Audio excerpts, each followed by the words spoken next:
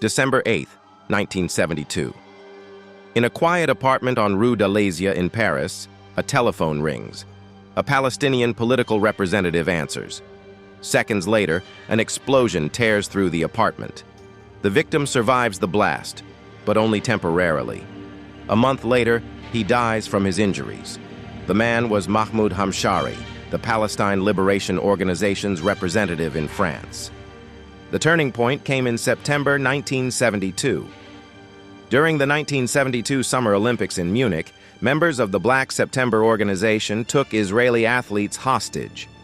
The crisis ended with the deaths of all 11 Israeli hostages, along with a German police officer and several of the attackers. The attack shocked the world. Israel's government concluded that those it believed had planned, supported, or organized the attack should be pursued internationally. According to numerous historical accounts, this decision led to a covert campaign commonly known as Operation Wrath of God. Hamshari was a Palestinian academic and political figure. He served as the Palestine Liberation Organization's representative in France and became one of the organization's best-known public voices in Europe. Israeli authorities publicly alleged that he was connected to Black September and played an operational role in France. Palestinian officials and supporters disputed those allegations and described him primarily as a political representative. Historians continue to debate the strength of the evidence connecting Hamshari directly to the Munich operation. According to published historical accounts, Mossad first placed Hamshari under surveillance. Investigators reconstructed a plan that relied on deception rather than force. An operative posing as an Italian journalist contacted Hamshari and requested an interview. When Hamshari left his apartment for the supposed meeting, another team allegedly entered the residence. Historical research indicates that they concealed a small explosive device inside or beneath the marble telephone stand. The charge was reportedly designed to minimize damage to neighboring apartments. On the morning of December 8, 1972, the undercover operative called Hamshari again.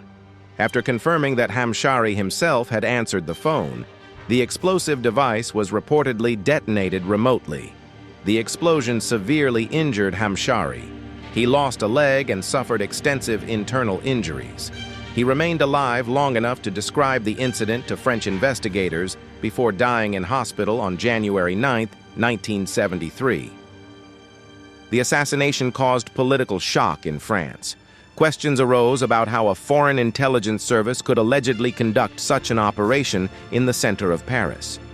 Palestinian representatives condemned the attack.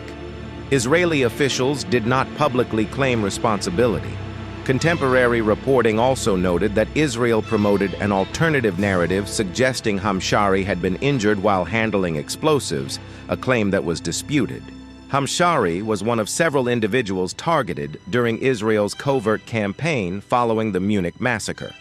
Subsequent operations took place in multiple European and Middle Eastern countries. Supporters argued that the campaign disrupted militant networks and deterred future attacks. Critics questioned the legality, intelligence standards, and broader consequences of targeted killings conducted outside declared battlefields. The campaign remains one of the most studied examples of modern counterterrorism operations. The assassination of Mahmoud Hamshari marked a turning point in the history of covert operations. It demonstrated the increasing reach and sophistication attributed to modern intelligence agencies. At the same time, it raised enduring questions about sovereignty, accountability, due process, and the use of targeted killings in counterterrorism. More than 50 years later, the operation remains a subject of historical research, legal debate, and public discussion.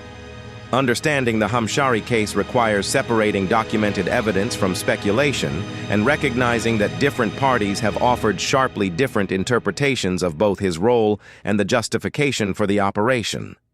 Thank you for watching. If you enjoyed this documentary, subscribe for more in-depth documentaries on intelligence history, geopolitics, and major covert operations. His assassination has long been attributed to Israel's intelligence agency, Mossad, and is widely regarded as one of the earliest and most sophisticated targeted killings in modern intelligence history. Israel has never officially acknowledged responsibility, but numerous former officials, historians, and investigative accounts have attributed the operation to Mossad. The turning point came in September 1972. During the 1972 Summer Olympics in Munich, members of the Black September organization took Israeli athletes hostage. The crisis ended with the deaths of all 11 Israeli hostages, along with a German police officer and several of the attackers. Hamshari was a Palestinian academic and political figure.